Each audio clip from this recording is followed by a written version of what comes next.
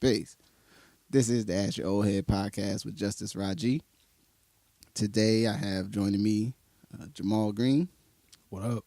And Sam Ashby. Yo.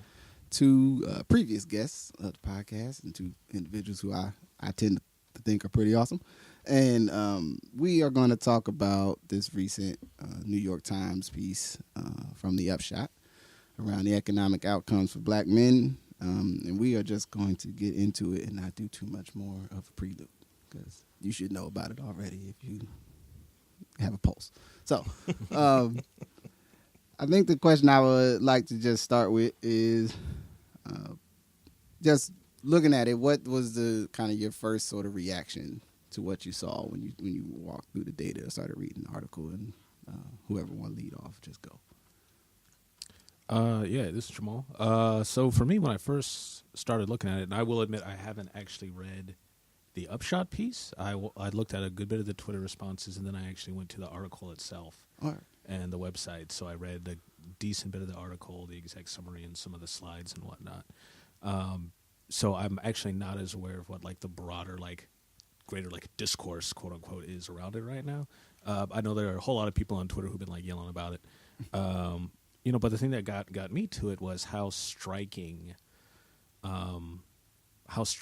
those gaps and differences were, and also how massive a project it was. It's really like the first of its kind of project in the U.S.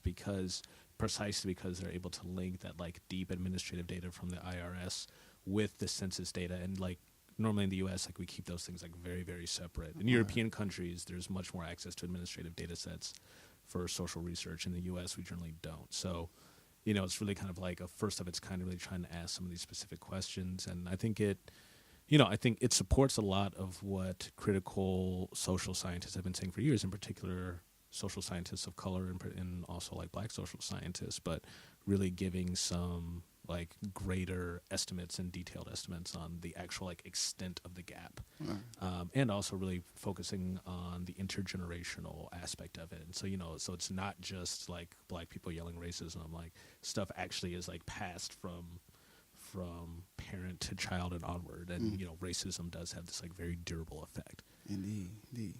Sam. No, I think Jamaal nailed it. I mean, I think we always knew. Yeah. Like you said, the breadth and the depth was what was, for me so striking. But it also speaks to the intentionality of the system, right? Because you can't have this wide of a gap and it not be intentional. There's systems and components at work that were designed to create this type of outcome. So that's, the part for me that is more kind of proof positive. Word. Yeah, my first, a good friend of mine sent it to me, and just I thought the very specific point that they started off with, at least in the article version, in terms of highlighting that controlling for all the things that typically get brought up as it pertains to outcomes for black men, particularly, and black people in general, around, maybe it's your culture, it's this, it's that. It's like, college educated, job, income,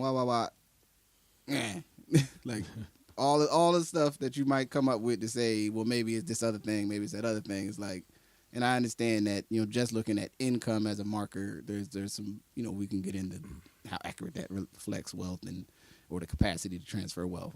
Right. Okay. Thank you. We got that. It doesn't, it's, I'm going to hold, the one thought for, I'm just going to say it now. Looking at the thing that basically, regardless of where you started, you got an equal chance to end up in it. Like, if you started at the top, you can equally end up anywhere. And if you started at the bottom, it ain't looking good. Right.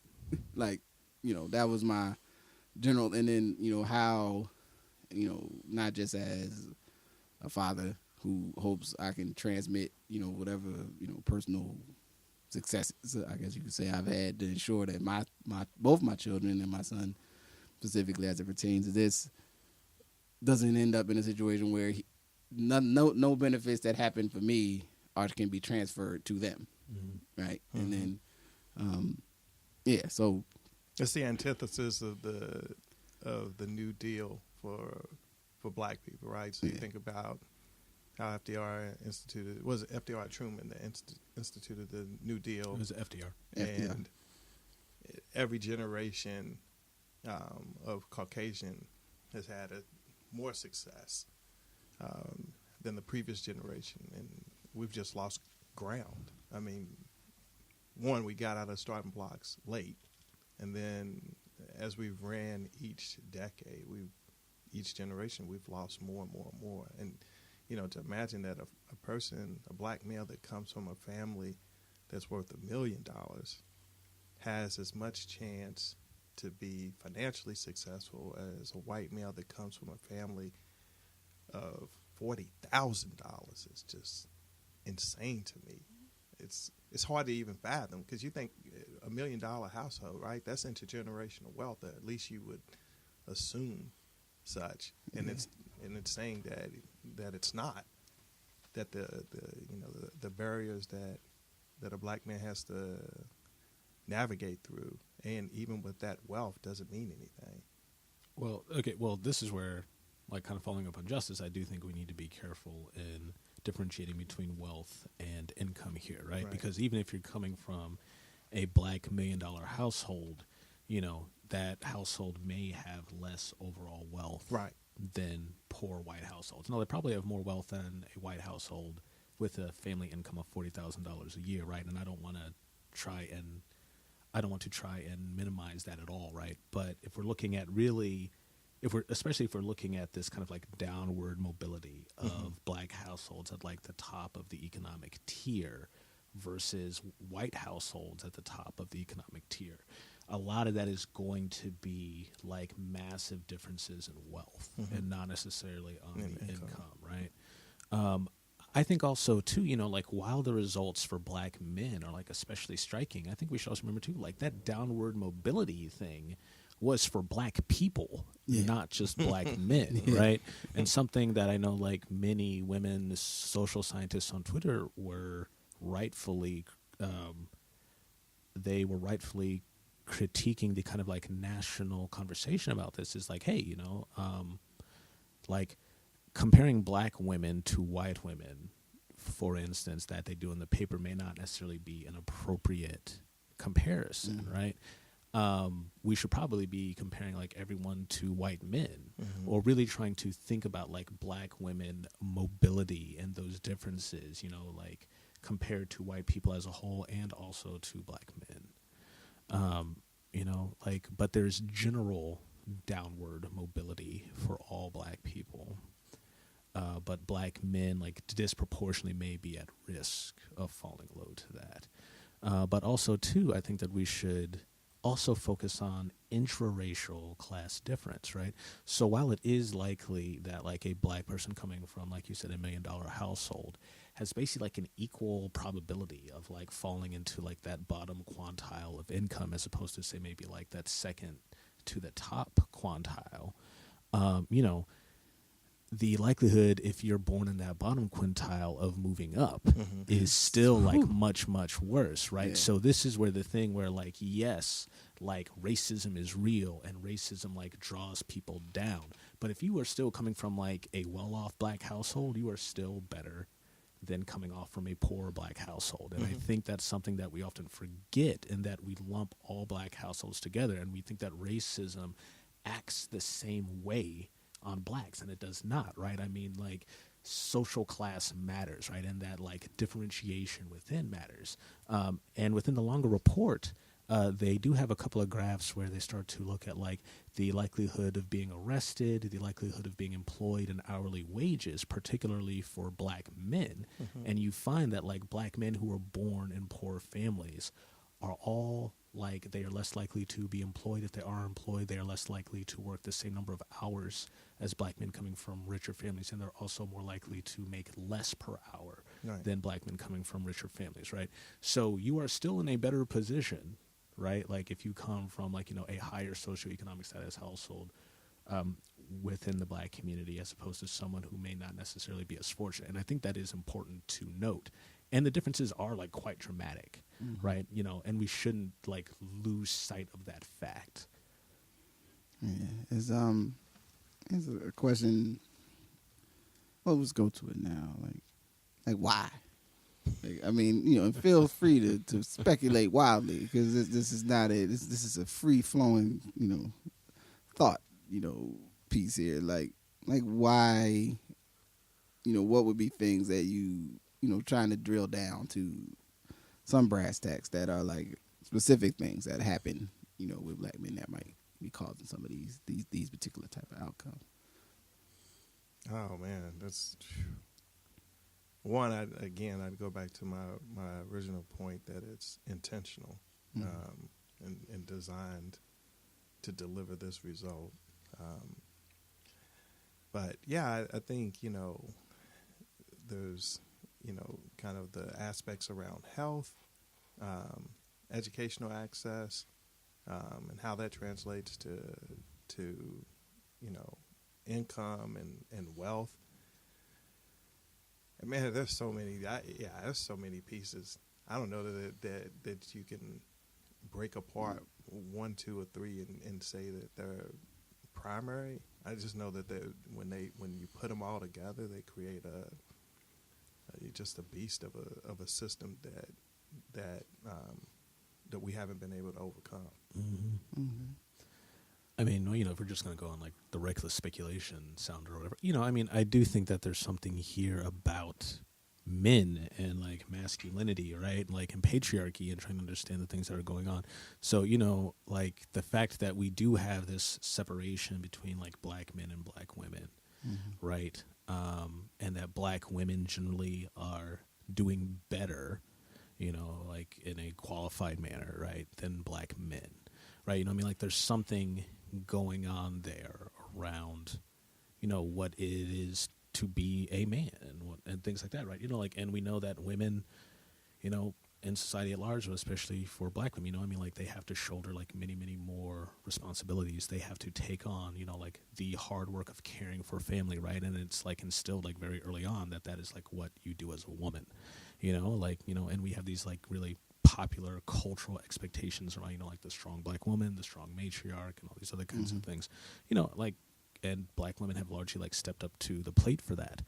And, you know, there doesn't seem, you know, like, and for black men, at least the way that like black masculinity is framed and pushed and like acted out, I guess across like all parts of our communities, like that's not necessarily being translated over, you know, but that's also not necessarily unique to black men, right? I mean, like we are just like uniquely penalized for that, right? Like because of racism like placed on top of it, right? I mean, like but folks are also starting to panic about white men, right? And the fact that white women are starting to surpass like white men in terms of formal educational attainment and these other kinds of things, right? So, you know, like folks are quote unquote like generally worried about men, quote unquote, right? Yeah. You know, I've been picking that up. yeah, exactly. You know, I mean, like, and they kind of more like in general or more radical critique is like, well, you know, maybe we don't raise men correctly, right? And we should really be thinking about that in a deeper kind of way. Like I remember, man, I can't remember if it was in the New York Times or not, but I feel like a couple of these things come out each year. But they had these articles talking about how like men in Trump country, quote unquote, would not take traditionally female jobs or traditionally feminine jobs, excuse me, right? And these jobs are like for like nursing and medical assistants and home healthcare associates, right? And if there aren't these quote unquote like traditional masculine jobs like construction, mining, or like skilled trades and things like that, right? I mean, like men are opting to entirely like step out of the labor market and not do those jobs, whereas women, you know, who are, you know, they've been encouraged to do such work before, so getting paid to it is not a huge step. But also, too, like a lot of these women are like, well, you know, someone has to make the money here, right? And they're stepping up, and men have decided that that's not going to occur, right? You know, and that entirely goes to how men view themselves as men and how like masculinity is like shaped and formed, you know. And if your masculinity is such that you won't do what's necessary to make sure that your family remains fed or sheltered, out of like some misplaced sense of pride, maybe we really need to talking about like what masculinity is and if it is like useful in the way in which it's like currently lived out. I think one of the and that tips towards two things. I mean, my wild speculation, well, not even that wild. I mean, part of it is the general experience that men have in terms of education system, our education systems. But I think we can find pretty consistent challenges. Depending on where you went, even anywhere in the country. You're a black child. If someone didn't either make sure they shepherded you through in some way, it's a pretty good chance you're gonna have a bad outcome. And then the way we're policed, and specifically speaking to, which I think you brought up, things that you may do as a young man that then result in you carrying more of a burden the rest of the way through than you would have if maybe you came from another community, right? You made a decision, whatever it was, you got into something. We ain't nobody saying you need to be given a pass. We're just saying you were 17. Let's move on, right? How many black males get to reach the age of being a man at their fullest self? Yeah. So they're diminished, from birth all the way through. And I say this all the time, our superpower is our confidence, but the system tears away our confidence. And I don't mean confidence in a masculine macho sense. I mean more in a empowering, we can thrive sense. Mm-hmm. And we get, and black women too, get more props for persevering. Right, for sustaining and enduring, but we should, get those props really for thriving. And very rarely do we ever deliver black males that are fully formed and fully capable, right, and full of confidence to basically leverage all the opportunities that are before. To your point, for all of those other reasons, right? Yeah. And I thought about, and I even in the, just from the editorial choice of the way the article was structured, I mean, it was definitely speaking to sort of, because I was going to ask y'all, and it'd be actually my follow-up question would be, but the, part of the tone and the way the article was presented, it was targeting, I think, a very specific mind state around the perception of black men. And where they fit in and what's happening with them, right? So I think that in terms of what was highlighted, I think that's like the reason why. Who are you trying to get to read this and challenge what they think? Which I'll jump on a limb and say white men. Trump, actually not just white men, Trump country white men. Right. That to me is the tone that's like, no, actually, y'all look at this. I mean, because this is what you may presume, and even if you ventured to look at comments. With some of the culture, black men, cognitive, bloopity bloop, all of the stuff that bubbles up. But my question to you is, is this meaningful to you personally? Like, is anything that's like, because that was one of the things how do I, this for me, it spoke to something that I experience and know, and I can cite some of my personal reasons why, wherever my circumstances have kind of been and where they're going. I don't know if it would be fair to just put those on other people, but also, I have certain thoughts about what does this mean? So just sort of is this valuable to you? What is this, how does this show up for you in that way? Yeah, I think it's valuable. Anytime you have, that type of study done for that long, following, a generation of black men, I think it's always going to be valuable. I think the question is, what's the path forward? What are the factors and the drivers and the levers that we can pull to be able to offset that system? That's the part that needs to be, in my opinion, thought upon and get some conclusions and consensus around. Yeah, I mean, to echo it, I think it's Very meaningful, but and again on many different ways. I mean, like on an academic sense, again, I'm just kind of in awe at kind of like the breadth of the study itself. Like it was a lot of work, and in terms of the results, you know, it's got a little bit of something for everyone as long as you're not like an inveterate racist, right? I mean, you know. For people who are like super duper race first kind of theorists, they can say, well, look, I mean, there's this like strong effect that's clearly probably a good amount due to racism and discrimination. If you're a class first person, it's very much like, well, if you're poor, you're probably going to stay poor. It's just that if you're black and poor, you're more likely to stay poor, right? Mm-hmm. But the operative word there is poor. Yeah. And if you're like me and you're like, well, it's a mix of both, right? Like class matters and race matters, all these other kind of things, you know, like there's a bunch of different ways to, you know, like you like to truly take this kind of stuff, you know, but overall the report is kind of pessimistic, right? And it really does, I think, call for kind of like revisiting how we understand the socioeconomic consequences of racism in this country. But also, too, something that is mentioned in the introduction of the report and in a couple of sections, but they can't go deep into because the sample size is too small. So you know the other group that basically has as much downward mobility as African Americans in the report, right? I think I do. Go for it. It is American Indians. It is our native. Yeah, that's right. It is our, you know, our indigenous and native brothers and sisters, right? You know, but they couldn't get the kind of like cross-tabbed data that they could do comparing like black men versus black women and white men versus white women and comparing those things because the sample size is too small, right? So that already kind of like spoke to me where I was thinking, well, you know, it just seems to be this kind of like great coincidence that like the two groups of people who have probably suffered the most at the hands of like American racism and imperialism and colonialism also tend to have, you know, like the worst cases of intergenerational mobility and discrimination and inequality, right?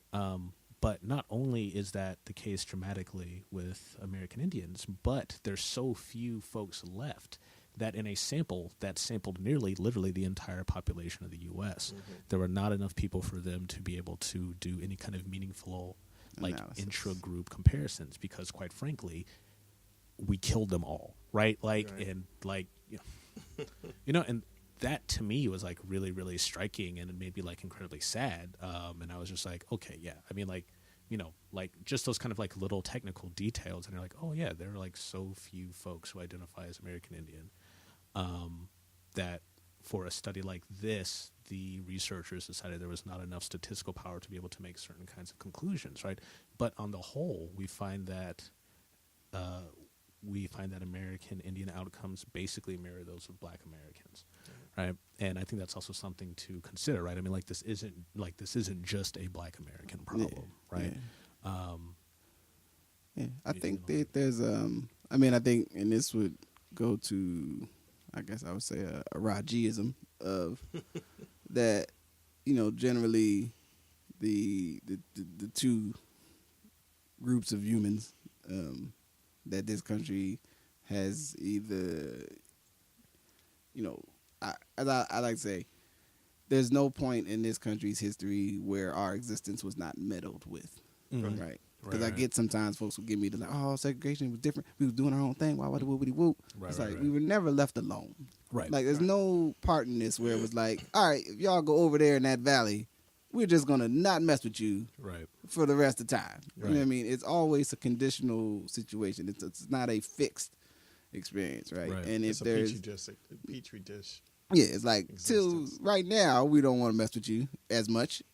But if the situation changes, we reserve the right to come over and mess with you some more. Right. You know what I'm saying? And then as it pertains to our Native American brothers and sisters, the general idea that we are going to try to write you and legislate you out of existence, right? And so then in terms of the way things function and operate, it creates conditions where regardless what the like actual numbers of people are, the way you're going to show up in everything we do and measure is you ain't really there, and you're not like that is all that comes as you spoke to that intention. I don't think people understand how those things function. Unfortunately, I think one of the first other thoughts I had was thinking about the practices of our businesses the way folks get hired, the way folks get considered for things. This is very present for me right now because I'm doing sort of a class on this for Portland Underground Graduate School, and I wanted to do more around, how, once, say you get through whatever your experience is, you get to be a viable, 20-something young man, and you're trying to move off into whatever work you're doing, that you have experiences in your work that, like, you're doing everything right and you're still getting whack outcomes. You know what I'm saying? You can't advance in this place because well, you're not allowed to fail up. Yeah. Oh, right. Man. Yes. I mean, we yes.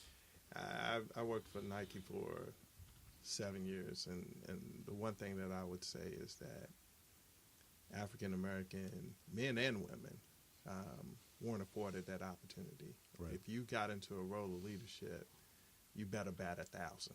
And even then, it wasn't a for sure probability that you would actually advance in your career, where you'd watch Caucasians, left and right, continually fail, but get bigger opportunities to fail more. In addition to all the guidance, coaching, and support and affirmation, right? And, and I say, I've been in Fortune 500s, literally for probably 20 of the 23 or 24 years that I've been working in as a working adult. And you see this across the industry. It's not specific to Nike. I mean, you can. This is just as true at Toyota. It's just as true at my stints at GE. Just as true as my stints at Medtronic and other places as well. Right? It's consistent. Black men and women are not allowed to fail up. Right. Yeah. I mean, and it's kind of like I guess it's not even a strained example anymore because they keep doing it. But, like our current president is like a really great example where it's like, hey, where you have someone like Ben Carson who's like wholly unqualified to run a HUD, except he's still also, a like formerly like board certified like neurosurgeon, like rock star at Hopkins, right? I mean, like he's still an incredibly like accomplished individual who had to do so much more than these other people, right? To get their positions. It's the Chris Rock Dennis example. Yeah, exactly right. I mean, like, it's just like, it's such a ridiculous thing. And what was it? I don't know if you saw today, but Trump has nominated now his personal physician to head up the VA, right? So again, it's like all this stuff where you're like, these people ain't really like hitting like that, and they're getting these like cabinet level positions. Right, that's your man. It's just like, yeah, exactly right. I mean, like it's just like a terrifying, that's my dude. It's just like a terrifying thing, right? And the one person who may like legit leave in disgrace is going to be Ben Carson because he spends too much money on some furniture, right? Cups. Dining sets. Yeah, exactly right. Like. And again, you paid $31,000 for a table with taxpayer money. You deserve to get kicked out. Like, I'm entirely with you on that. Definitely. Also, too, he's not going to be the one who potentially leads us to war or collapse the VA system, right? I mean, like, it's these different things. But yeah, I mean, like, we are not allowed to fail up, and those people who do eventually are allowed to fail up have to be so great beforehand, right? To be afforded the privilege to be mediocre, right?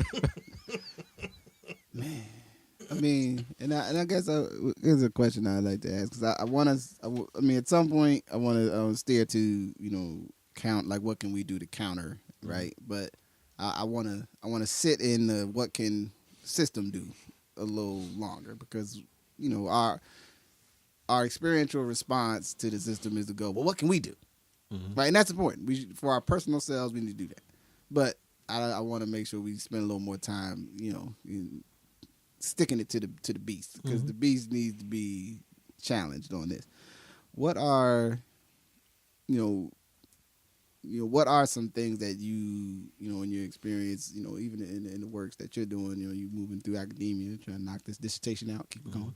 You know what I'm saying? You moving through the corporate world and moving, like I say, in the nonprofit and the I don't know exactly what I work and do. I volunteer for a lot of public stuff. Yeah, no, you I don't know what the name of that is because you don't get paid for it, but it has. Servant. Yeah, I'm a public servant, right? What are some things that structure and system can do differently? I mean, and expounding to stop being racist. Like, let's give them some details. Like, what would be some things that y'all would like to see that you think could make some changes in these outcomes? Specifically in Portland or in Portland, general? planet Earth, however you. Wow, man. And I mean, you can cut it to Portland if that makes it easier to land, or make it national if that makes it easier. Sure. Yeah, I'm gonna have to put some thought on it. I'm gonna let Jamaal fall our way. Yeah, no. So Sandy Darity and Derek Hamilton, two really great economists. I mean, they're getting like super big right now because people have discovered work that they've been doing now for like a decade, basically, and it's becoming more in vogue. But like they've talked for years about baby bonds as a general thing, and they say, like for every child who's born in the U.S., you give them a bond that would mature out at different rates depending upon like the family income at the time of the baby's birth. So when a baby hits like 18, 19, they have a pot of between maybe like $20,000 or $50,000 to be able to work with, right? And really try to build up wealth directly by giving people that money and like a maturing financial asset, right? So for a problem where it does seem to imply that like wealth transfer, right, is like a really huge part of this, a way to try and address that is to build out black wealth. And one way to do that could be through the baby bond measure. Sandy Darity and Derek Hamilton have also talked about a federal job guarantee, right? So something that we do see at least within certain generations. So like not talking about the intergenerational thing, but within certain generations, right? We find that black men are less likely to be employed than white men, basically at all levels of income, except poor black men are more likely to be unemployed than richer black men, right? So a federal job guarantee essentially says, hey, like, if you need to work, if you want to work, there will be a job for you, right? And that job will pay some like regional equivalent that's probably better than the minimum wage, have full benefits, and these other kind of things, right? And basically have the government be an employer of last resort for folks. I mean, like, so like kind of like those two proposals, I think, offer potentially a really like radical reconceptualization of like labor and work and wealth redistribution for the country. Now, Sandy in particular is also like very radical in that like Sandy has argued for years for reparations, and he's written like a few papers on it too. I think that is also a way to go about it specifically, right, and to actually like compensate black people for those losses. And then looking at these gaps and intergenerational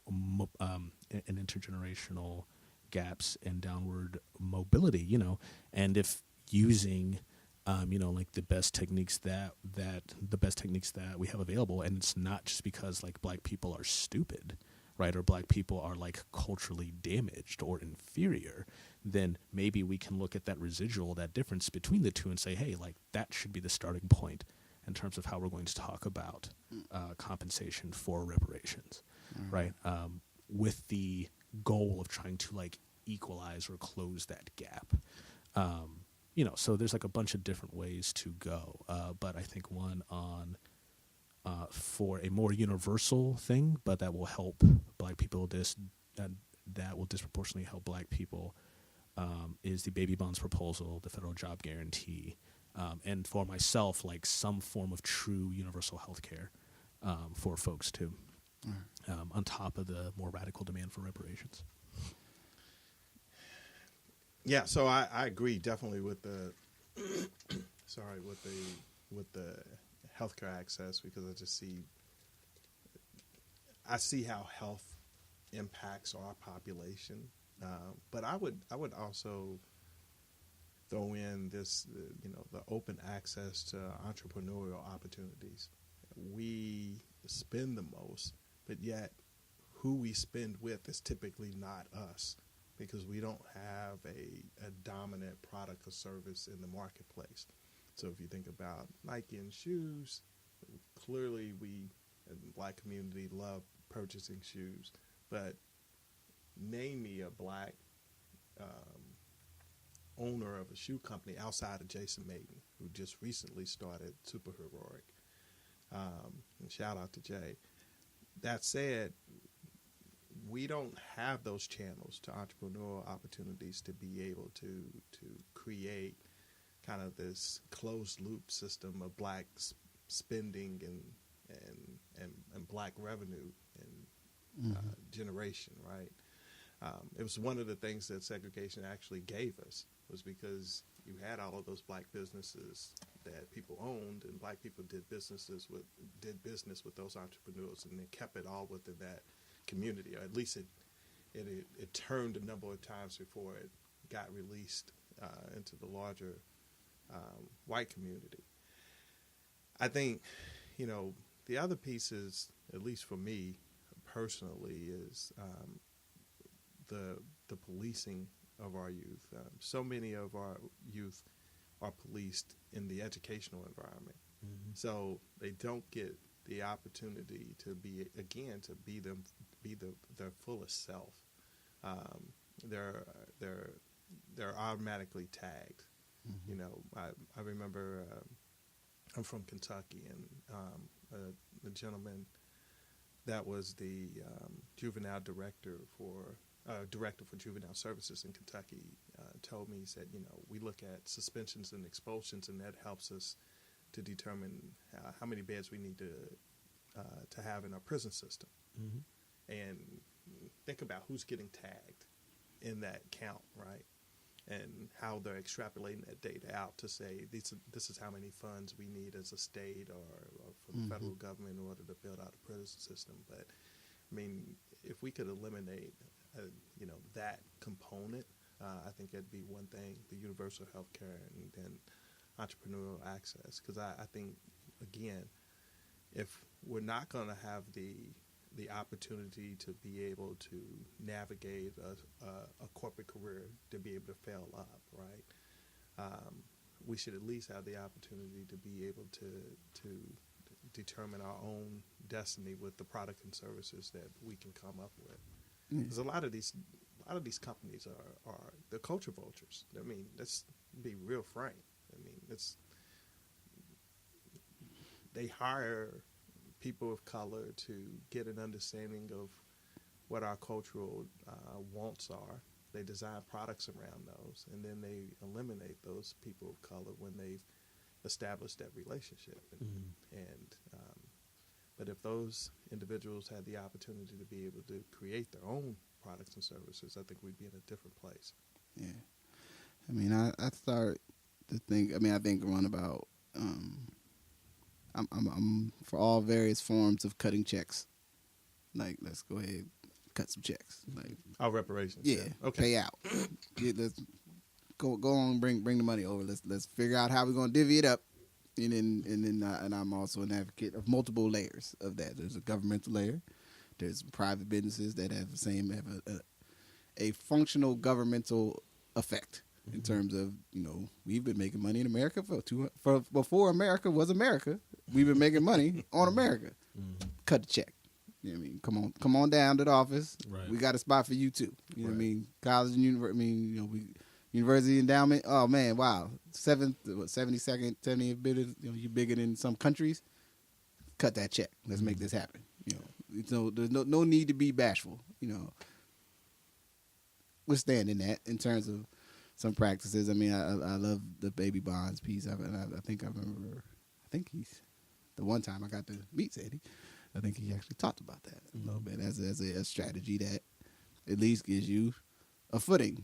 Whatever your circumstances is, or when you get to that age, that you're going to have at least this egg to make a move with, right, and to figure out what you're going to do for yourself. And, I think there's something there with that idea, even that you spoke to.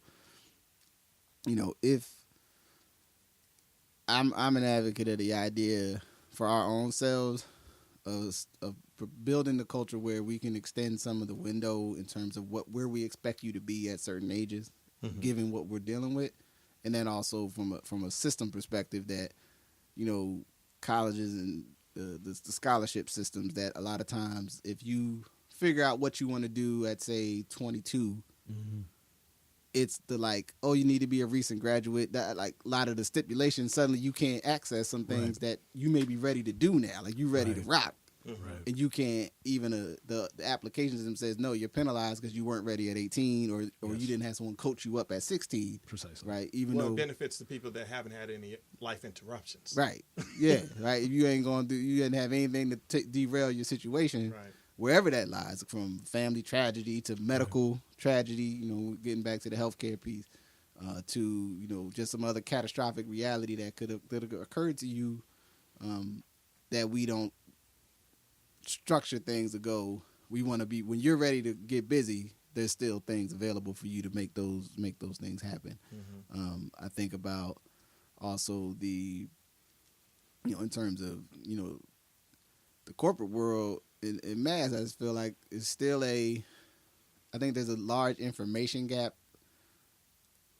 between what black people as a whole, I think, know and expect for how to navigate that versus what white folks and some others are informed on how to navigate some of those worlds. So from applying to jobs to even envisioning that, oh, that's a job that I could be doing. I mean, I as a pet project I do sometimes is like, just look at job descriptions for different stuff and read like, okay, all right, I don't know what that is. I'm pretty sure that sounds like something that if you could think about it for 2 weeks, you can figure it out.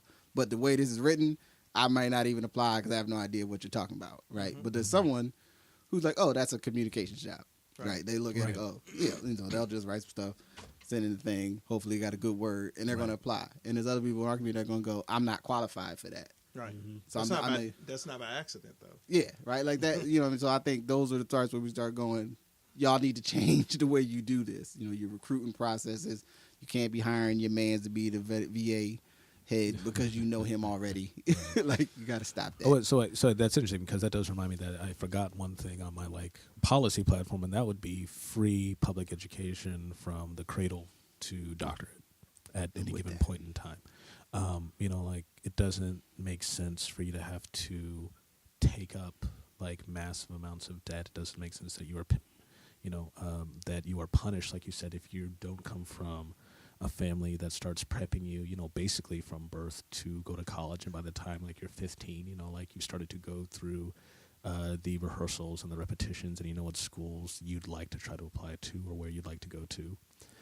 You know, like, and I work at Portland State, and, you know, like I talk with a lot of my students of varied ages, you know, from like 19 to like 37. And like, you know, folks weren't taught how to apply to college, especially for a lot of my older students, you know, and like, and some of that is life, you know, but a big thing for everyone is expense, and the like amount of anxiety that I've seen in some of my students and that I've heard from my colleagues who also teach around certain students who, like, you know, they start to have like panic attacks in class if they don't think that they're doing well because they're like, my parents are paying a lot of money for me to be here and I am failing them and this is like a waste, right? You know, and these students are very well aware that, hey, you know, like my folks might be missing a payment or two on something to make sure that I can go here. I cannot afford to stay an extra term, and that's why I'm taking like 18 hours and trying to work part-time and trying to do all these other kinds of things, right?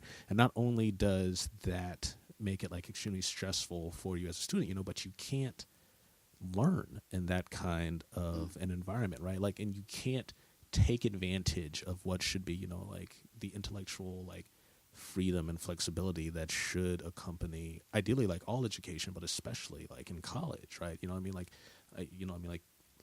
And I mean, like, you know, you can't have like a Saturday night bullshit session with folks where you're just like rapping about some ideas if you got to go to work all the time, right? That's part of growth and intellectual growth, and part of also like building your own social capital, right? I mean, like, so, you know, having that kind of like free college and free higher education, and trying to pair that also with like working directly with employers, right, to encourage them to let their employees go train and trying to think about like wage subsidies and things like that to allow for employers to give employees that flexibility to be able to go, you know. So I really think like quality public higher education and quality education from cradle to grave is like absolutely vital for a lot of these things. All right, thank you, Jason. No. Word out. All right. So I think that's a good point to pivot to what do we do? You know, given what you know, I mean, you know, what are some things that you think, you know, if you was giving someone advice, you was giving a young person, you was giving an older person, I don't know, giving for your own self to try to prep yourself to not to get the best outcome for yourself and your family. You know what I mean? Depends on the age. Okay. I think if I were talking to young parents that had young children, and I'll give myself as an example and my wife as a comparator. I grew up in a household where there wasn't any expectations of going beyond high school. I mean, we never talked about it. It wasn't even part of the discussion. I mean, I always assumed that, you know, I was going to be pumping gas somewhere. It just so happened that my friends had parents that had those expectations, and they placed those expectations upon me when I was in high school. And because I chose good friends that went to college, I went to college. And whereas in, you know, my wife's case, she was the youngest of four. You know, she had an older brother who was already in a master's program. Both parents had both bachelor's degree, mom two master's degrees. Like, there was an expectation upon my wife from birth, you know, that this was going to happen, and they had the knowledge around how to navigate it too. So not just an expectation, but also a plan and a roadmap and a path forward around how to navigate it. I think that's, if I were talking to young couples, young black couples, that's what I would suggest. Place those expectations upon your kids around, you know, not just their capability, but also their character. And I mean, we celebrate high school graduations like, you know, people won the Super Bowl, for you know, and when it really should be just a mile marker. We should be celebrating the doctorate graduate in a way that we celebrate high school graduates. That should be the expectation and destination, right? It's kind of like what's that comedian that said that you know, he came back home, he had gotten his master's, and came back to the neighborhood, and he was like, man, he said, I got my master's, man, I want to hang out and celebrate. And they were just like, nah, man, Pookie just came home. Yeah. You know, they wanted to celebrate Pookie coming home as opposed to this, you know, this economic destination and goal that he had reached. And I think that's, you know, it's all about expectations, and how can we as a community, as a culture, as a people, set those expectations, and then also have those expectations reinforced in the intersections that we make with each other, right? How do we do that and keep it consistent? Because I think our children they'll deliver. It's really on us to in how we place those expectations and how we guide and navigate them. All right. You wanna go? Yeah, no, I mean, I think on expectations, I think sometimes we're too hard on ourselves on expectations. You know, I mean, like, we do have evidence that black people in particular, like, value education as much, if not more, than other social groups. Mm-hmm. Like, black people value formal education as a very big thing. And black women have had some of the, like, highest rates of growth of formal educational attainment in the country over like the past like 10, 15 years. Mm-hmm. So I believe that there are expectations that are there, and people do celebrate these things. Now, you know, like, to the question of, like, you know, celebrating a high school graduation versus like getting a doctorate or something like that. You know, I mean, like, my dad, he tells a story about a similar thing where, you know, he grew up in Nashville, and, you know, he was blessed enough to be able to get to to Vanderbilt, and he was like super nerd at the time, as he said, and he thought the same thing, where he was like, I don't understand why all these people are like so hyped around their high school graduation.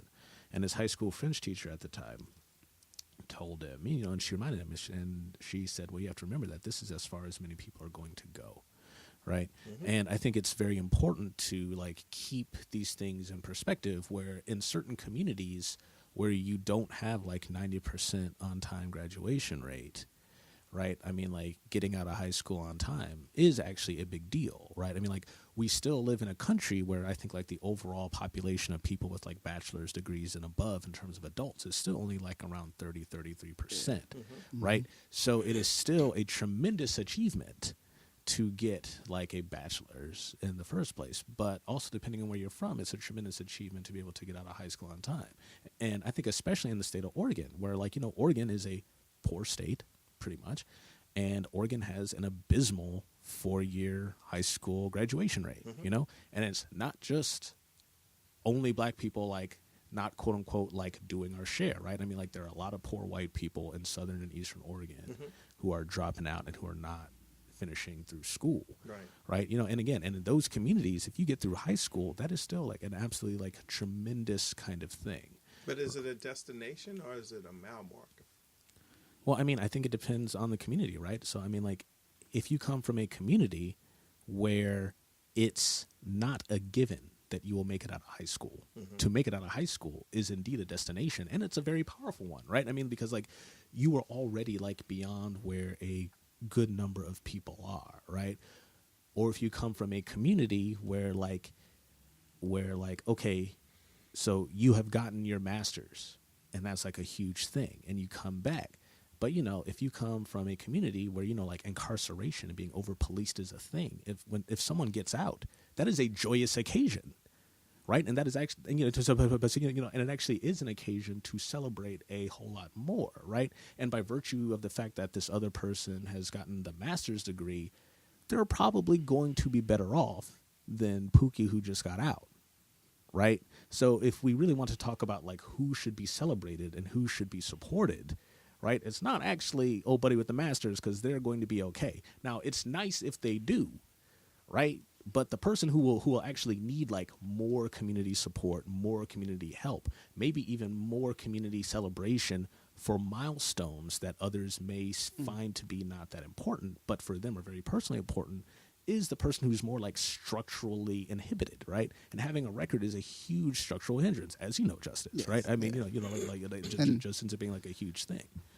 And I think about there's something in there that you spoke to, because I think the reality of viable channels for you to step away to not finish high school and right. still have some expectation that like there's a channel for you to do something that you could feed your family, right, mm-hmm. like that, right. which is something that we don't typically have the privilege of having access to. Right. It's something that I think we have to introduce into this, you know, this moment, and also the. You know, one of the things I think about and came up and I did a little reading on some of the questions people asked to the paper, you know, how we engage our own children and then not just our children, other people in our community about the reality, like racism exists, mm-hmm. it's happening, right? And, you know, preparing your kids, you know, something that I've had to be, well, I guess I've realized now, one, my mother did that. Back when I was a kid, I didn't totally pick it up at the time, right? Mm-hmm. But prepared me. Like, yeah, some people are going to treat you this way, and these things happen. So you, when you experience it, you don't start believing it's me. Like, I'm failing because right. I'm not adequate. Like, the teacher don't like my papers because the other person stops me all the time because I am a little sneaky. Mm-hmm. You know what I'm saying? They look at me funny in the store. You know what I mean? Yeah, because I can't be trusted. Like, you know, you start to believe this is true about you. I mean, I said this in the class a couple weeks ago. I was teaching, and I said, you know, I'm 42 now. I'm a 40-year-old man that still, if I go in a store with a beverage in my hand already, thinks about, do they sell this beverage in the store? Mm-hmm. Yeah. I'm not playing it still. Yeah, right? Exactly. But that's true. I've had enough experience that I still go, wait a minute. Oh, hey, wait a minute. Where's my Yeah. I came in like going to the camera, exactly, I came in with this, y'all. Yeah. Don't y'all mess with me up in here today. Yeah. Like, so those things are still on us, you know what I mean, because of our experience. And, you know, we may shake a lot of it depending on our circumstance. We may not have had that much on us depending on, you know, where we started out in the race, so to speak, or how we were brought to it. But the, you know, in terms of a counterpoint or ability at least to pivot is one not being, you know, don't deceive you. Don't deceive your young people, and also some of us older people. Like, bring it up. Like, hey man, like this is real. Like there's actual there's you know, point to point connections to the way certain people respond. You know, that is gonna affect what your outcomes are, and you can navigate around them. You know, but can I? You know, one thing I'll say, I'll be 50 this year, and you know, we were taught to endure, and taught you have to persevere, right? And I'm having a conversation with a young lady that's going through some challenges at the company that I work at, and mischaracterized and all kinds of things. And you know, the thing that I told her was that, you know, one, maintain your confidence, right? Again, this piece around not believing this narrative that's been presented to you. So that's that piece. But the other piece was around, you know, if you need to leave, you need to leave and be real comfortable with leaving, right? Because this is not the right situation. Whereas, you know, how I got advised was stick it through. Right. Don't let them take you out. Yeah, continue to take your lashes, and you and I don't know that that's necessarily what I would advise for the younger generation. Yeah. Oh, you know, yeah, exactly. And I think that goes a lot to what you're talking about in terms of like shaping expectations, right? And now for clearly, like if you're talking about like school age kids, like they don't have that much kind of agency, right? Right. But I mean, it's, but I think certainly I think certainly for young adults, I think it is a thing to talk with people and work with people to be like, okay, like what is actually a situation that should not be endured, right, versus something that should, right. And I do think that folks get discouraged in the face of like real difficulty, but folks get discouraged, and that's when they need more moral support, but also like material or ethical support on those kinds of things. And that's where I do think, like, in terms of communications and expectations, like we can really be like supportive, but also like really forceful in the communication around like, look, these are times when you push through. These are times when, you know, like, look, like you no longer have to necessarily take these lashes, right? And if you are truly in an environment where you are being abused, right, like you do not have to take that, right? And we should not tell people that they have to take that, right? You know, like, you know, those were the lashes that our forebears took, right? And, you know, and in many cases they were like actual literal lashes, and they had no choice but to take it, right? You know, I mean, like, you know, like they took those lashes so we would not have to, right? And we should, you know, like respect that legacy by not taking this like undue abuse in certain areas. Right. And I think the thing I definitely would want to say too is, you know, I feel like we move things change, we adapt different ways of organizing and coming together. I think, you know, finding opportunities to embrace the idea that like you don't have to play the game the way that, you know, it's presented. You know what I mean? You can one, you know, and this is very present for me because I'm doing some, you know, economic reorganization for myself and our family. You know, there's different strategies around how you can choose to live with the money you do have, right? When we get to that wealth income conversation, so that you actually are deriving more from what you got, right? You know, that's always a strategy that's open to us, right? So, you know, if we make $100,000, you don't need to necessarily spend $100,000. If you make $30,000, it's a lot harder to not spend $30,000, but there is depending on where you're at and what your circumstances is, you can figure out, all right, look, I might have to live on 20. What I got to do to make that work?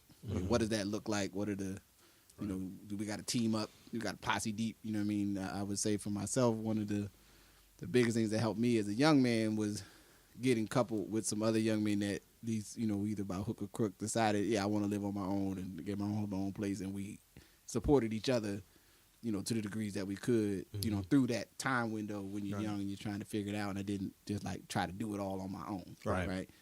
So I think that's something that's out there, and something that I see sometimes with young people of a little bit too much. I'm gonna do this by myself, and it's like, hold up, man. Maybe 2 or 3 of y'all need to squad up. You know what I mean? And then and also we need a couple elders, other people placed differently to also back your play. You know what I mean? Be part of how you're going to get through this thing. You know what I mean? I think, and then on the broader circle that, we can't depend on the sort of the archetype that's there maybe for the larger macro society around how you're going to be able to sustain something to transfer to your kids, and transfer to your family or to your community, however that shows up for you, that we have the option to like try different stuff than what other folks have tried. You know what I mean? And I don't know what all those things are. That's, to me though, is part of the fun. It's like, let's, can we make our own baby bonds if we can't get the government to put some money on it? Can we come up with some pilot, or even a group of people agree, we're going to do this for each other's kids. I don't know. A neighborhood says everybody on the block, we're going to do this here forward. Everybody getting this. You know what I mean? We all going to put a little money in. I don't know. These sorts of things, I think I really hope folks don't lose sight of the idea that you can try stuff and we can try to do these things together. I think, one of the challenges, so I completely agree with what you're saying. I think one of the challenges has been that there's this level of instability amongst the black family, black household, right? So you think about the neighborhood that you grew up with and where you grew up and the people that you grew up with and how long y'all were together, right? Mm-hmm. And then you think about the instability that happens now. And, your neighbors or your kids, playmates, they might have 2 or 3 years with them. And then something unfortunate happens and they have to, leave, move, or impact it negatively in some way, form, or aspect. Mm-hmm. And I think that instability is the piece that we can't thrive because we've never been able to get into a stable space, right? Yeah. No, I entirely agree on that. And like just again, like kind of think about what you're saying in terms of like knowing the game and whatnot. We don't necessarily have to play the game the way everybody else does. And I guess for me, like I always think about it like, okay, like what are kind of like the minimal things, like the kind of like first order principles that we should try and be able to follow. And like for me, and this is like I guess a non-surprising thing considering that I'm in academia, but like I always encourage people like, get as much legitimate like formal education as you can stomach, right? I mean, like people get mad at me, but like I tell them now, it's like, hey, like you gotta have an associate's like at absolute minimum, and it's better if you have the bachelor's. I mean, like it is not fair, but the way that credentialism works is like companies have software that if they don't see like a bachelor's or like a BA or a BS at the end of your name, your resume gets tossed out. Right. I mean, like these are the things that you need to simply get your foot in the door. Right. And there's like price of admission. Yeah, exactly. Right. I mean, and there's all of these unscrupulous schools like your Strayers and University of Phoenixes and things like that, that play upon this kind of like structural demand for more and more credentials, by giving people, like shit degrees for a whole lot of money, to be frank. Right. So really trying to encourage people to get that education, but also, like trying to guide people through that really like confusing morass of what higher education is, but also too, to like invest in our people. And, and I mean, like, I remember when I was an undergrad in Chapel Hill, I knew quite a few black people, like they had like these loans and things, because their parents didn't have a whole lot of money, and that's fine, like if your folks don't have the money, then you got to take out some debt. But they were also told me, and they said straight up, like, my parents told me that they weren't going to pay for my school, and that was such a mind-boggling thing to me that they wouldn't even pretend to put like anything down on it, right? And it's that kind of attitude, this kind of like declaration that, oh, like you're grown, you have to be independent. You know, like it's you know, it's a way to kill the future of people in this way that'll kill communities if it's like kind of a general idea in terms of what's going on, you know. And that's not to say that parents have to pay for everything or that they can, but to say outright like, oh, I don't think that this is a valuable thing and we're not going to pay for school, you know, at all. We're just do something else. Like it. Yeah, right. I mean, you know, it's just like it seems to me, you know, like, and I can't, you know, and I'm sure there's like a variety of reasons why, but I think part of the reason is that, no, I think part of the thing that we need to say, and like, I think a lot of people know, like, okay, well, yeah, you got to go to college, but I think a lot of people should be like reminded, it's like, hey, man, like, look, I mean, like the job market now says that this is a required thing, right? Unless you know like a specific trade or set of industries that you have a pretty good idea of like where you're going to try and go into. Like the bachelor's won't hurt you, right? Right. Like the bachelor's won't hurt you. So keeping that in mind, it's probably better that you go and get it. And then ideally, you know, in your time in school, maybe you discover something new that you didn't know that you found to be fascinating or interesting, or you just get exposed to new and different people and you decide, okay, like there's something else that I can do, right? Or at the end of it, you're like, well, I got it. I'm still going to go, like, you know, I'm still going to go back and I can work the line and I can be union and I can make $50,000 a year. But now also with like that bachelor's, you might have like more advancement opportunity and all these other kind of things, right? Yeah. But really trying to push this idea of like, yo, at minimum, man, like you gotta get that cert. And it's unfair.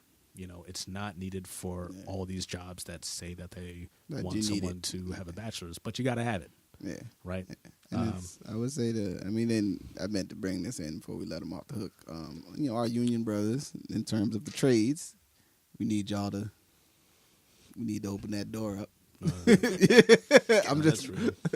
Can I add one thing that I growing up in Louisville, I have a lot of classmates that I went to college with that now have kids that are in college and some that have even graduated.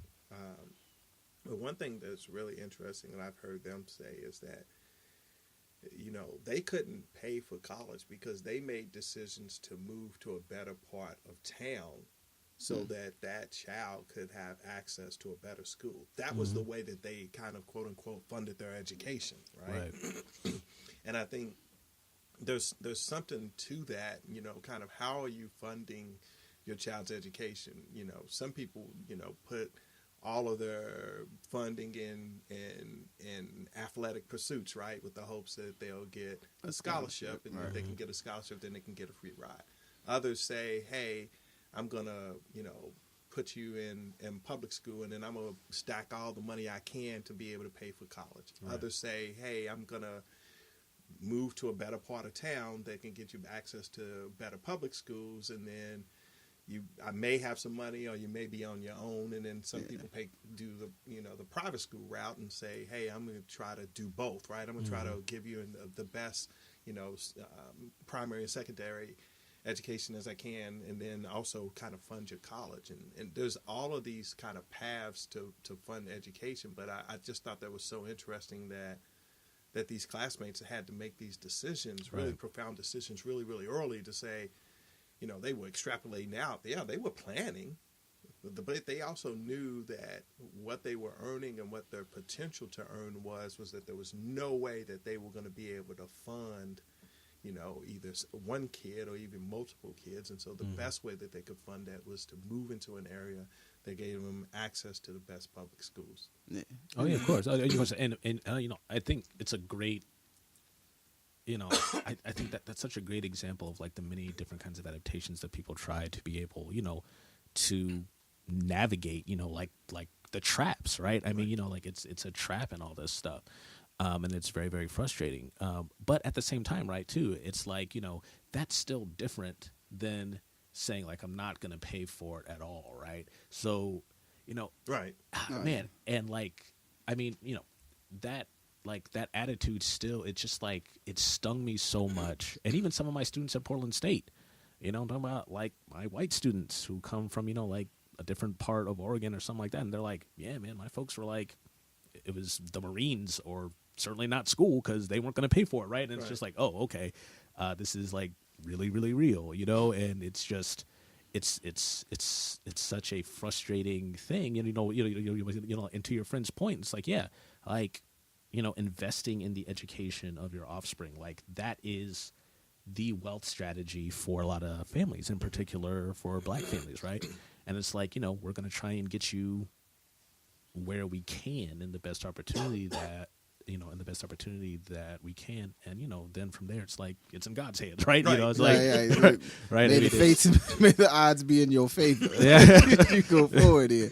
I mean, I think there's the educational game. Right. Exactly. Like, I mean, I think, you know, I feel like, you know, there's if folks know the way these distance systems work, right? And I think, you know, it's always been a strategy, like, because you see the people who, like, you know, from the parents that, especially in bigger, like, kind of urban school centers where there's, like, a lot more, you know, there's parents that know, okay, I'm gonna get you into this school, then I'm gonna get you over in that school, then we're gonna do this, right? So I bounce and weave and get you kind of through, you know, I avoid that one set of teachers and also circumstance where there's just so much trauma in the room that it's hard for anybody to get out of that room and get what they need. Like, so you get parents trying to do, you know, and make this kind of like life outcome calculus, so to speak. You know what I mean? And then you get, you know, I speak to my own family. You know, my mother moved us from Trenton, you know, when, you know, after my father passed. Basically, I'm sort of like, you know, what are the odds? One, if she's kept in Trenton, paying for private school was going to cost more than going to where I grew up mostly, which would be, you know, pretty solid public schools. Right. So I'm going to I'm going to find a way to pay the move, so that I don't have to pay for this, right? Yeah. And then it got to the other part. It was like, all right, you know, she, you know, definitely pushed me to go to college, and I wanted to go to college, and I did go to college. You know, there was not a lot of extra game planning about how to actually do the college, though, right? You know what I'm saying? It was like, it wasn't like, then you're going to do the community college joint where you do the 2 years, then you're going to transfer to the other thing, so you keep the bill that, like, you could get real fine-tuned if you have a real specific goal of what you're trying to do, and then even if you're trying to go into, you know, the trades, despite that those sometimes are coddled and controlled by people, you can plan, you know, and get there, right? But it requires that like, you know what I mean? You made me think about, you know, the sharing of game plans and do parents share game plans when they see the playing field as a model of scarcity as opposed to a model of abundance.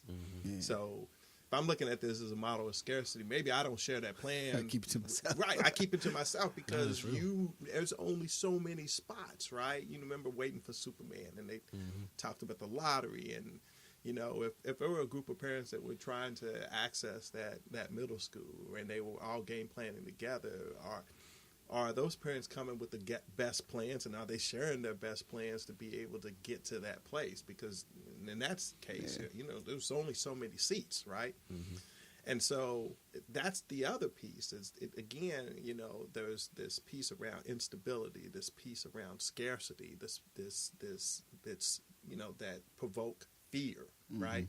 And that fear says that I can only do for mine if I can, and if I have a plan and it's fine-tuned, if I share it, you know, I might actually be compromising my own child's path. Right, in the window, so to speak. And I think, I mean, did you want to?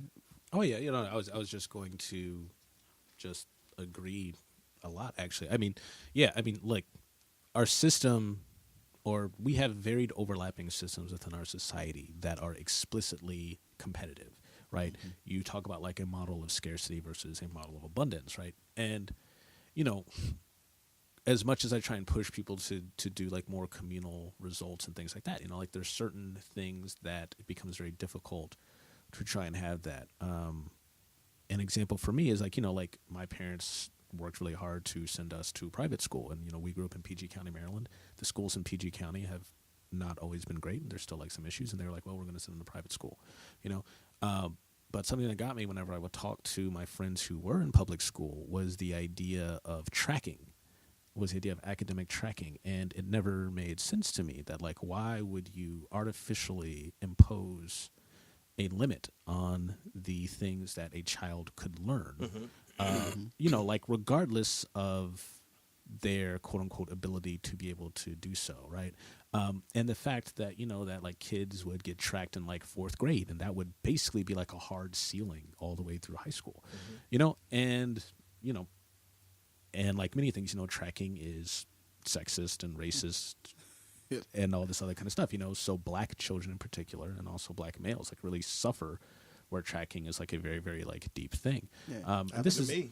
Yeah, exactly. Right? You know, I mean, like, and this is also something that Sandy Darity has written about, where he's written like very forcefully, where he's like, we need to abolish academic tracking, right? And we need to have universal, high quality education available to all kids, right? You know, and part of that also has to be like, you know, like a desegregation plan and all of these other kinds of like things, you know, that black people basically asked for years and for centuries, is basically say, hey, you know, like we want to educate and better ourselves, give us the resources and the opportunity to do so. And even in areas where that may be possible, there's still these barriers that are placed up, right?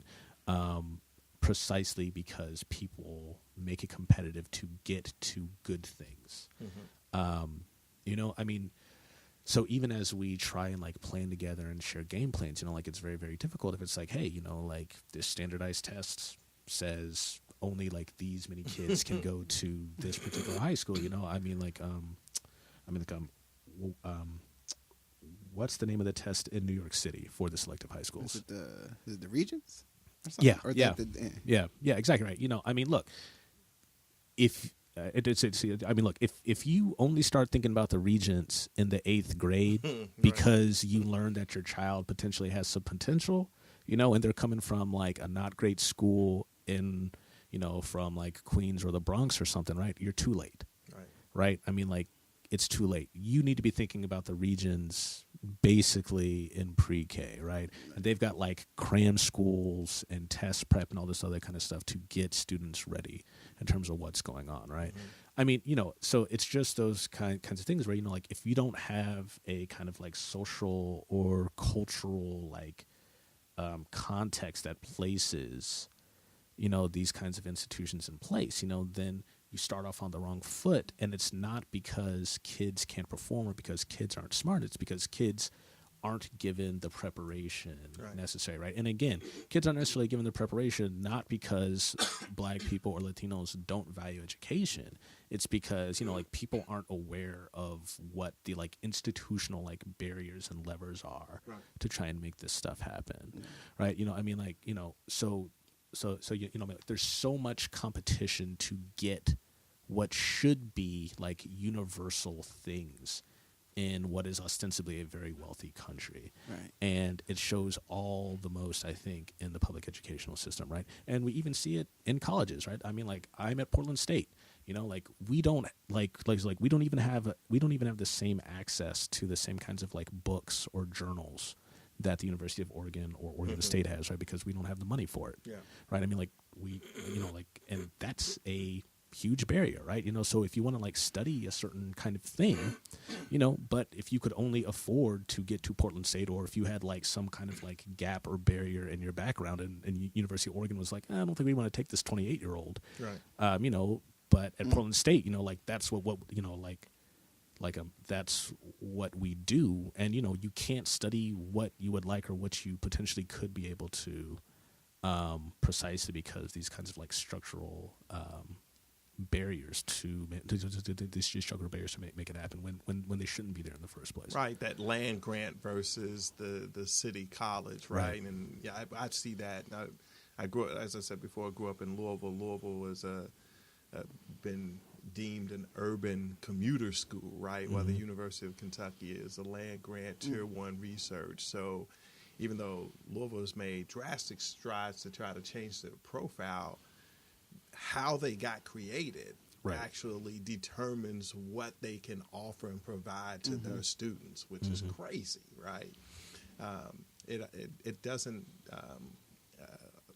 account for capacity and capability of the population that they're trying to serve, or even the choice of the student and what they want to do. Right. It says because in 1850, or in Louisville's case, 1789, that when you were established, right, this was what you were established for, and you can be nothing more than this. And why the other school, the kind of quote unquote state school, is afforded this different path.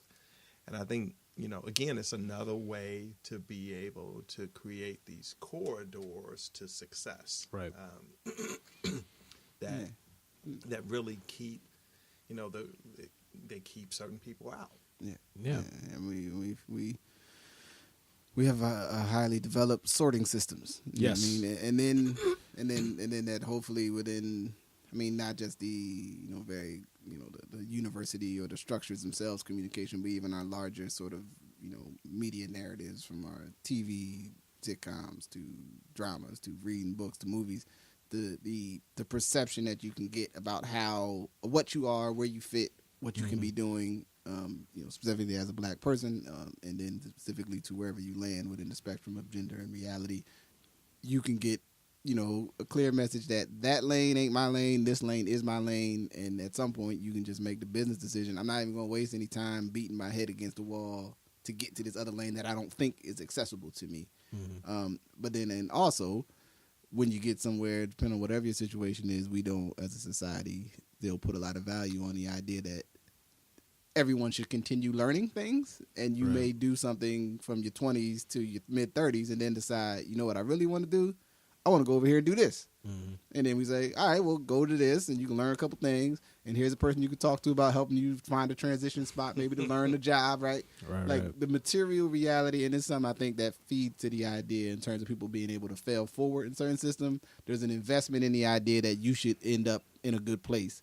So I see your potential, right? Like, oh, I can see where you messed up, but I see you messed up doing the right thing, you just did it the wrong way. Like, you know what I mean? You can lane switch. Yeah, you can lane switch. Maybe we should put you over here. You know what I'm saying? Where, for us, it's usually a zero sum. Like, oh, man, you didn't win? Yeah. Cold piece. Too bad for you. Hope it works out wherever you going to go. I see that with white males. Like, you look at their career and what they've done in their career, and you like, wait, you were doing this job, and now you're kind of, you were an engineer, and now you're the head of marketing. It's like, well, how did that lane switch happen? You allowed to do that? Right, you're allowed to do that. Or, if that's someone of color, and particularly, again, a black male, even if that black male can switch lanes, the amount of time that it takes him or her, that energy and effort that it takes for them to get from this lane that they're in and kind of, segment it to versus the lane that they want to go to, is like, it's a cavern, in terms of the, I mean, it's just a really, really broad stretch, right? Yeah. Whereas, our white male counterparts, they can switch lanes left and right. They're on that freeway. The freeway's open. They can go to the slow lane, to the fast lane, to the, to the entrepreneurial lane. They can jump back into corporate America. Like, you see all of these kind of mini careers, right? That you don't see. And to be honest, if you see within the African American community, they're usually segmented in the sense that, I'm the customer service rep at this company versus this company versus this company versus this company. I'm still the customer service rep. I'm still in the customer service lane. Maybe I'm in some higher position in the customer service lane. But you're not gonna let me out, right, of this lane, right? You know what I mean, that's the that is definitely a challenge on the corporate side or in the job market in general. What's the time? It's like 8:30. So, I mean, I think we got a lot on tape here. I would say there's just a closing thought. You know what I mean, that you want to leave us with. You know what I mean, wrapping up our dialogue here. Whoever. I'd just say that you know, for black people and black males in particular, your confidence is your superpower. Don't lose that. And the other piece that I would say is that, anytime you get the opportunity to explore where you are in terms of your mental health, take advantage of that. Because again, we've been, at least my generation in particular, has been taught to endure, and I think there's a lot of people that are not as mentally and emotionally healthy as they should be, and then they have a stigma when they think about how they access and assess and improve their own mental health. All right. Thank you. I would encourage people again to check out the work from Sandy Darity and Derek Hamilton, in particular their baby bonds proposal and the federal job guarantee. And if folks are really curious about like what I was talking about specifically, really talking about these kind of like institutional like pathways or binders, I think especially for adults to change their careers through higher education, and this kind of like rise of this like for-profit sector, which is really like a predatory thing. People should really read Professor Tressie McMillan Cottom's book called Lower Ed, and she triangulates like all this stuff around like the rise of credentialism in the labor market, the kind of like cultural demands of Americans in general, but in particular of Black Americans, and our desire to get more education as like the education gospel, and how these for-profit colleges have kind of like filled this gap and have really taken advantage of people. And like she, I think, is one of like the best commentators out there like now, like who ends up talking about that stuff. So big shout out to Tressie. All right. I would say my closing thoughts, learn wherever you at in the spectrum, learn all you can. Access to things that you can do for low or no cost. The library's got a lot of books in there. They got computers too. If you're trying to make a transition or you're trying to make a move wherever you at, try to access the things that don't cost you much out of your pocket, and honor the idea that it's a cold piece. You're going to have to, we're going to fight with it on the system level, man. Do your job. And also, I'm 100% with cut the check. And yes, sir. In general, though, I want to thank you, Jamaal and Sam, for joining me tonight. Appreciate you for having me, man. It's good times always. And that I'm going to say, this has been the Ask Your Old Head podcast with Justice Raji and my illustrious guests. Peace. Peace. Peace.